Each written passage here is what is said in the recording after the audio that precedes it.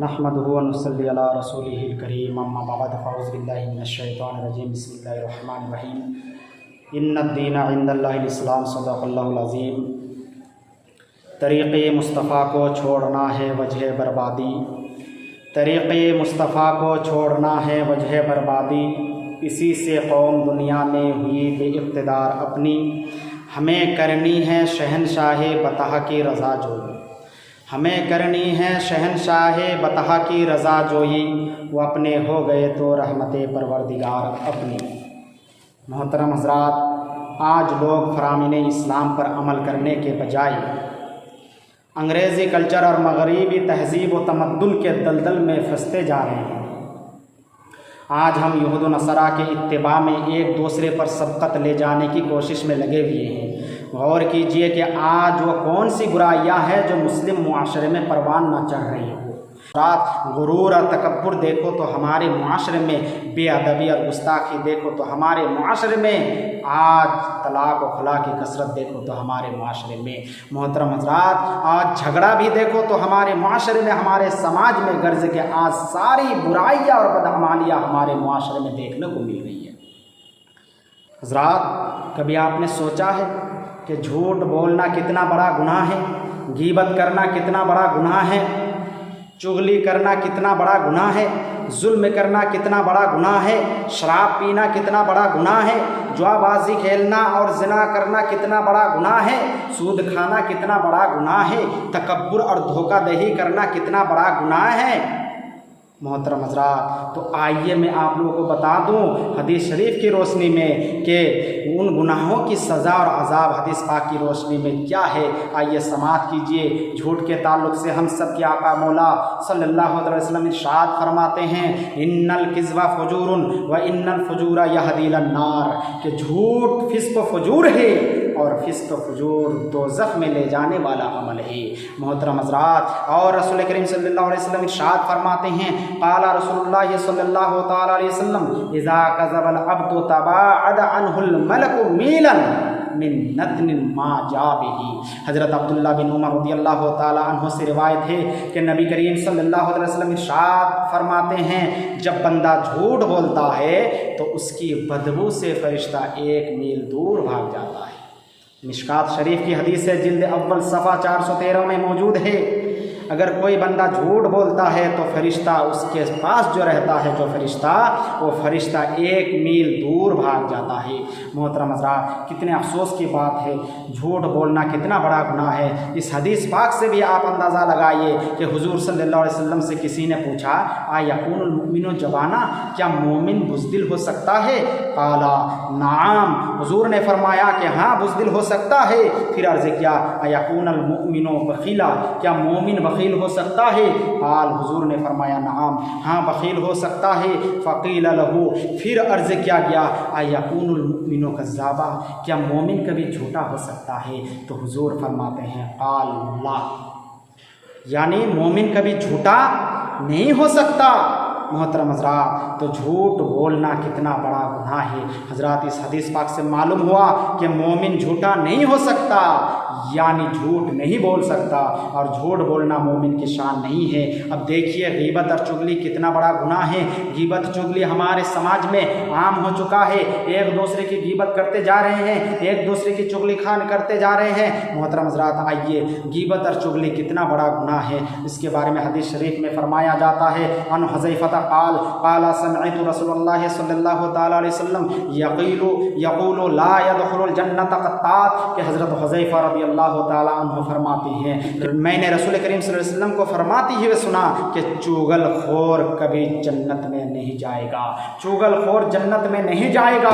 दूसरी हदीस में रसूल करीम सल्लल्लाहु अलैहि वसल्लम ने इरशाद फरमाया, शिरारु इबादिल्लाहिल मश्शाऊना बिन नमीमा अल मुफ़र्रिक़ूना बैनल अहिब्बा, खुदाए ताला के बदतरीन बंदे वो है जो लोगों में चुगली खाते फिरते हैं और दोस्तों के दरमियान जुदाई डालते रहते हैं।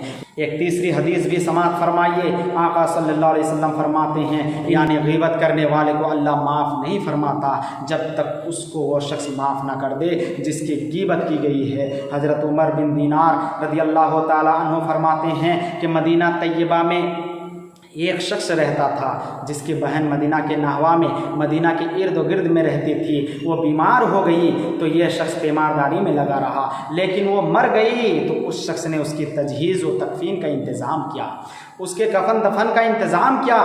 आखिर जब दफन करके वापस आया तो उसे याद आया कि वो रकम की थैली कब्र में भूल आया है।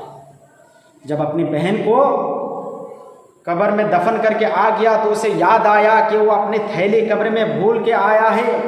उसने अपने दोस्त से मदद तलब की और दोनों कब्र तक पहुँचे। उसने दोस्त से कहा, ज़रा हट, मैं देखूं तो सही मेरी बहन किस हाल में है। उसने लहद में झांक कर देखा तो वह आग से भड़क रही थी। वापस चुपचाप चला आया और माँ से पूछा, अम्मी जान, मेरी बहन में क्या कोई ख़राब आदत थी? माँ ने कहा, तेरी बहन की आदत थी कि वह हमसायों के दरवाज़ों से कान लगाकर उनकी बातें सुनती थी और चुगलखोरी क्या करती थी। तेरी बहन दूसरे लोग जब बात करते थे तो उनको कान लगाकर सुनते थे और सुनने के बाद दूसरे के पास उस बात को पहुंचा दिया करती थी। चुगलखोरी क्या करती थी? बस उस शख्स को मालूम हो गया कि अजाब का सबब क्या है। लिहाजा जो शख्स अजाब कब्र से बचना चाहता है उसे चाहिए कि वो गीबत और चुगलखोरी से परहेज़ करे। हज़रात, बुग़्ज़ व हसद, कीना कितना बड़ा गुनाह है, इस हदीस से भी आप अंदाज़ा लगा सकते हैं। रसूल करीम सल्लल्लाहु अलैहि वसल्लम ने फरमाया, युग़रदु आमालुन नास फ़ी कुल्लि जुमअतिन मर्रतैन यौमल इस्नाइन व यौमल खमीस फ़युग़फ़रु लिकुल्लि अब्दिन मोमिनिन इल्ला अब्दन बैनहु व बैन अख़ीहि शहना फ़युक़ालु उत्रुकू हाज़ैन हत्ता यफ़िया। यानी बंदों के आमाल हर हफ्ते में 2 मरतबा पेश किए जाते हैं। फिर बंदे के आमाल हर हफ्ते में 2 मरतबा पेश किए जाते हैं। वो कौन सा दिन होता है? पीर और यानी सोमवार और जुमेरात को पेश किया जाता है आमाल को। हर बंदे की मग़फ़िरत हो जाती है सिवा उस बंदे के जो अपने किसी मुसलमान भाई से बुग़्ज़ कीना रखता है। उस बुग़्ज़ कीना रखता है उसकी जो है मग़फ़िरत नहीं होती। इस हदीस से पता चला कि कोई मुसलमान अगर किसी से बुग़्ज़ करता है, हसद करता है, तो हसद करने वाला जब मर जाए तो उसकी जो है जब आमाल पेश किया जाता है तो उसकी मग़फ़िरत नहीं होती है। मोहतरम हज़रात, हम सभी को चाहिए कि हम बुग़्ज़ हसद से महफूज़ रहे। इसी के मुताल्लिक़ हुक्म दिया जाता है कि इन दोनों को छोड़े रहो यहाँ तक कि वो आपस की अदावत से बाज आ जाए। मोहतरम हज़रात, जब कोई मुसलमान किसी मुसलमान भाई से बुग़्ज़ कीना रखता है उसके मुताल्लिक़ हुक्म दिया जाता है कि उन दोनों को छोड़े रहो यहाँ तक कि वो आपस की अदावत से बाज आ जाए। मोहतरम हज़रात, आज हमारे मुआशरे में देखिए किब्र और गुरूर बहुत आम हो चुका है, तकब्बुर और घमंडी बहुत आम हो चुका है। आज हमारे मुआशरे का जायज़ा लेंगे, समाज का जायज़ा लेंगे तो आपको पता चलेगा कि तकब्बुर और घमंड कितने आम हो चुका है। किसी इंसान के पास पैसा थोड़ा सा ज़्यादा आ जाए तो वो तकब्बुर करने लगता है, घमंड करने लगता है। कोई कुछ किसी वहदे में बैठ जाता है तो उसके अंदर तकब्बुर और घमंड आ जाता है। आइए हदीस शरीफ से पता करते हैं कि तकब्बुर और घमंड करने वाले का गुनाह क्या होता है। किब्र और गुरूर भी बहुत बड़ा गुनाह है। रसूल करीम सल्लल्लाहु अलैहि वसल्लम ने फरमाया, ला यदखुलुल जन्नता मन काना फी क़ल्बिही मिस्क़ाल ज़र्रा मिन किब्र फ़क़ाल रजुलुन इन्नर रजुला युहिब्बु अन यकूना सौबुहु हसना व नालुहु हसना क़ाल इन्नल्लाह तआला जमीलुन युहिब्बुल जमाल किब्रु बतरुल हक़ नास। जिस शख्स के दिल में राय के बराबर तकब्बुर होगा, जिस शख्स के दिल में थोड़ा सा भी तकब्बुर होगा वो जन्नत में नहीं जाएगा। एक शख्स ने अर्ज़ किया, या रसूलल्लाह सल्लल्लाहु अलैहि वसल्लम, आदमी इस बात को पसंद करता है कि उसका लिबास अच्छा हो, उसका जूता अच्छा हो, क्या ये भी तकब्बुर में दाखिल है? तो हुजूर सल्लल्लाहु अलैहि वसल्लम ने फरमाया, अल्लाह ताला जमील है, वो जमाल को पसंद फरमाता है, इसलिए आराइश और जमाल की ख्वाहिश तकब्बुर नहीं है। हाँ, तकब्बुर ये है कि हक़ को कबूल ना करे और लोगों को हकीर व ज़लील समझे। दूसरे को छोटा समझे, अपने आप को बड़ा समझे, इसी को जो है तकब्बुर कहा जाता है। मोहतरम हज़रात, तीसरी हदीस में रसूल करीम सल्लल्लाहु अलैहि वसल्लम इरशाद फरमाते हैं, वमन तकब्बरा वज़अल्लाहु फहुव अयूनि नास सगीरुन व फी नफ्सिही कबीरुन हत्ता फहुव अहवनु अलैहि मिन कल्बिन औ खिंज़ीर। जो घमंड करता है अल्लाह ताला उसे पस्त कर देता है, नीचा कर देता है, यहाँ तक कि वो लोगों की नज़रों में ज़लील व ख़ार रहता है और अपने आप को बड़ा ख्याल करता है। हालांकि अंजाम कार एक दिन वो लोगों के निगाहों में कुत्ते और सूअर से भी बदतर हो जाता है। मोहतरम हज़रात, इस हदीस से पता चला, मालूम हुआ, जो आप को बड़ा समझता है, घमंड करता है, तकब्बुर करता है, तो वो अल्लाह तबारक व तआला की बारगाह से एक ना एक दिन वो ज़लील और रुसवा ज़रूर होगा।